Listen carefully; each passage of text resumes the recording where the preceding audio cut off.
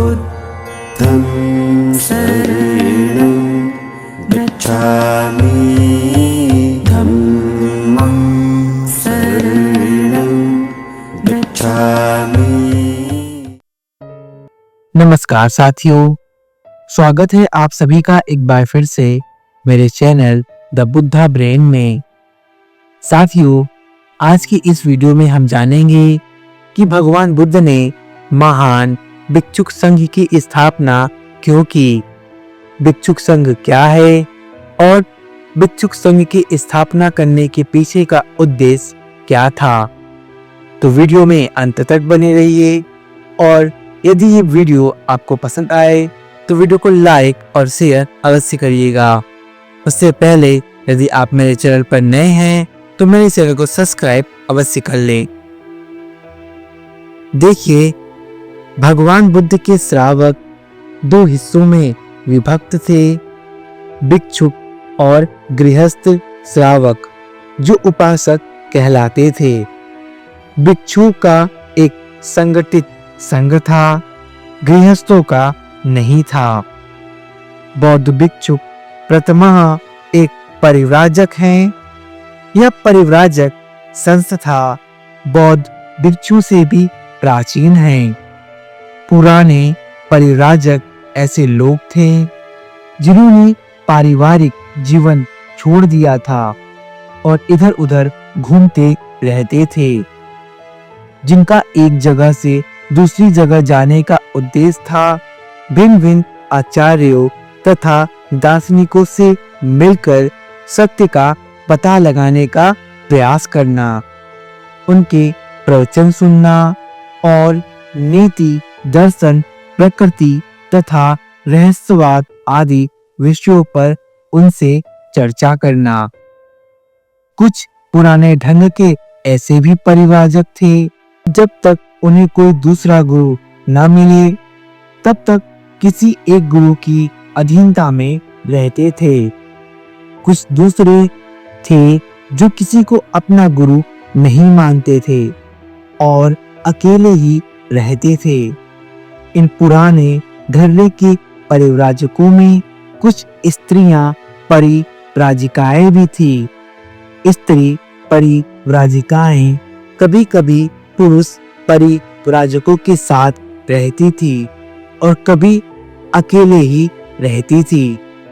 इन पुराने ढंग के परिव्राजकों का कोई संघ न था। उनके कोई निश्चित नियम और उपनियम भी न थे। उनके सामने कोई निश्चित आदर्श भी नहीं था। इतिहास में पहली बार तथागत ने अपने भिक्षुओं का एक संघ बनाया। उसकी व्यवस्था के लिए संघ के नियम बनाए और संघ के सदस्यों के सामने एक निश्चित आदर्श उपस्थित किया। तो ये बहुत बड़ी बात है जो हमें यहाँ पर याद रखनी है कि इतिहास में पहली बार तथागत बुद्ध ने भिक्षुओं का संघ बनाया। यदि भारतीय इतिहास में किसी ने पहली बार संघ की स्थापना की तो वो भगवान बुद्ध थे, जिन्होंने पहली बार संघ की स्थापना की, संघ के लिए नियम बनाए और लोगों के सामने एक निश्चित आदर्श प्रस्तुत किया। लेकिन अब प्रश्न आता है कि भगवान बुद्ध ने भिक्षुक संघ की स्थापना क्यों की? तो इसका उत्तर यह है कि भगवान बुद्ध ने भिक्षुक संघ की स्थापना इसलिए की ताकि ज्यादा से ज्यादा लोग धर्म से जुड़ सके, ज्यादा से ज्यादा लोग भगवान बुद्ध के बताए उस मार्ग पर चल सके जो कि दुख मुक्ति का मार्ग है, जो कि निर्वाण का मार्ग है। भगवान बुद्ध चाहते थे कि लोग संगठित रहें, संगठित रहकर धर्म का अनुसरण करें। वह धर्म जो सच्चा धर्म है, जो सत्य का साक्षात्कार कराता है, जो दुखों की मुक्ति का मार्ग है, जिसका आचरण करने से मनुष्य भव चक्र के बंधन से मुक्त हो जाता है। भगवान बुद्ध चाहते थे ज्यादा से ज्यादा लोग इस धर्म से जुड़े, इस धर्म का अनुसरण करें और निर्वाण पद की प्राप्ति करें, क्योंकि निर्वाण को प्राप्त करना ही परम लक्ष्य है। भिक्षुक संघ की स्थापना करने का उद्देश्य यह था कि ज्यादा से ज्यादा लोग इस धर्म का प्रचार कर सके।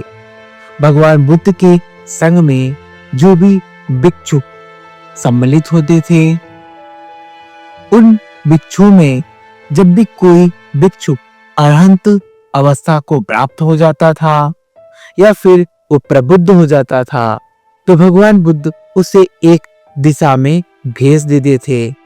इस तरह से भगवान बुद्ध ने कई भिक्षुओं को चारों दिशाओं में भेजा, ताकि लोग जान सके कि धर्म क्या है और सच्चे धर्म का अनुसरण कर सके। इन भिक्षुओं ने चारों दिशाओं में जाकर भगवान बुद्ध की शिक्षाओं का प्रचार किया, धर्म की स्थापना की और लोगों को सत्य से अवगत कराया।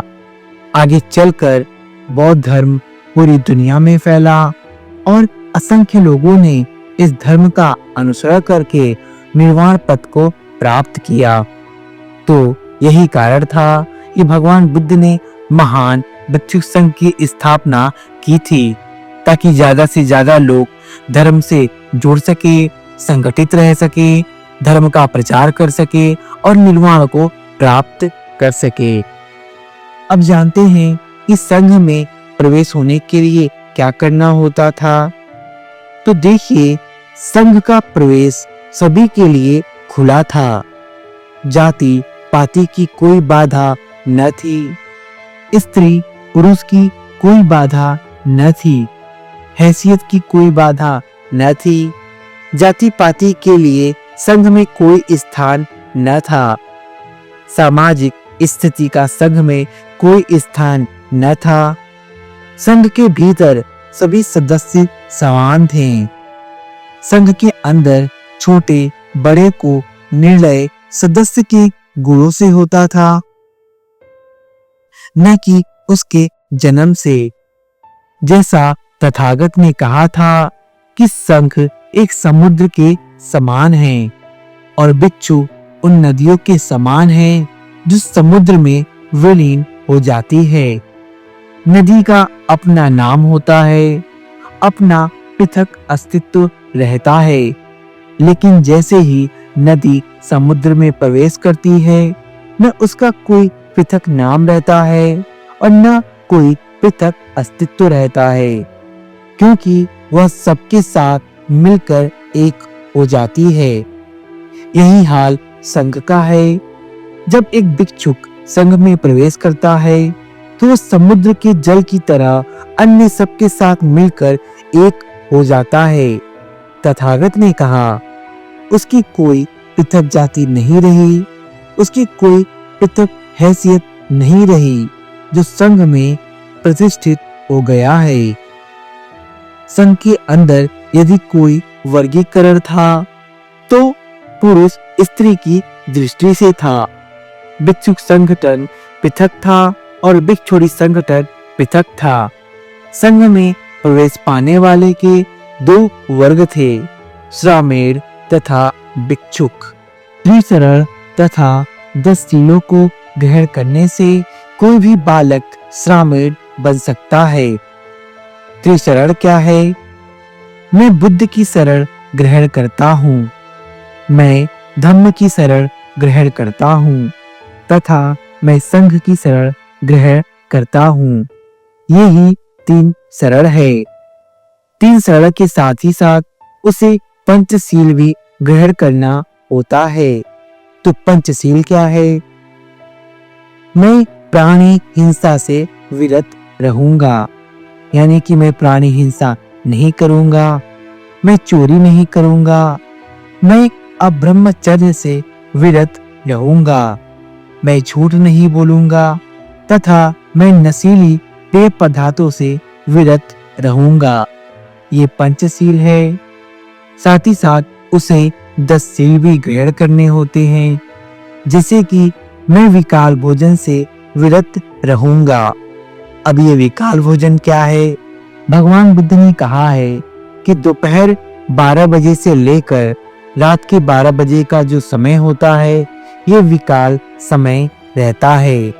तो दोपहर के 12 बजे से लेकर रात को 12 बजे तक हम भोजन ग्रहण नहीं करेंगे। आज भी बौद्ध भिक्खु विकाल भोजन से विरत रहते हैं। मैं नाचना, गाना, बजाना आदि से विरत रहूंगा। मैं अपने आप को सजाने तथा अलंकृत करने से विरत रहूंगा। मैं ऊंची महान सैयाओं अर्थात ऐसो आराम से विरत रहूंगा तथा मैं जात, रूप, रजत, सोने, चांदी ग्रहण करने से विरत रहूंगा। ये 10 सील है। एक श्रामेण जब चाहे संग छोड़कर गृहस्थ वेश धारण कर सकता है। एक श्रामेण एक भिक्षुक से बंधा रहता है। उसका अधिकांश समय उसकी सेवा में खर्च होता है। वह एक प्रकार से प्रवर्जित नहीं गिना जाता है। 2 अवस्थाओं में से गुजरने से आदमी भिक्षुक पद का अधिकारी बनता है। पहली जो अवस्था है वो प्रवज्जा कहलाती है और दूसरी जो अवस्था है वह उपसंपदा कहलाती है। उपसंपदा होने पर ही कोई भिक्षुक बनता है। जो प्रार्थी आगे चलकर भिक्षुक बनने के उद्देश्य से प्रवज्जा ग्रहण करना चाहता है उसे एक उपाध्याय की खोज करनी पड़ती है। कम से कम 10 वर्ष तक जो भिक्षुक रहा हो वही उपाध्याय हो सकता है। इस प्रकार का प्रार्थी यदि उपाध्याय द्वारा स्वीकार कर लिया गया तो परिव्राजक कहलाता है और उसे उपाध्याय की सेवा करते हुए उसी के संरक्षण में रहना पड़ता है। शिक्षण का समाप्त होने पर उपाध्याय को ही अपने परिव्राजक का नाम संघ के सामने प्रस्तावित करना पड़ता है। संघ की ही विशेष बैठक किसी को उपसंप करने के लिए बुलाई जाती है। उपसंपदा के लिए उपसंपदापेक्षी को स्वयं संघ से प्रार्थना करनी पड़ती है। संघ पहले इस विषय में अपना संतोष कर लेता है कि प्रार्थी योग्य व्यक्ति है या नहीं और भिक्षुक बनने का अधिकारी है या नहीं। इसके लिए कुछ निश्चित प्रश्न हैं जिसका प्रार्थी को उत्तर देना पड़ता है।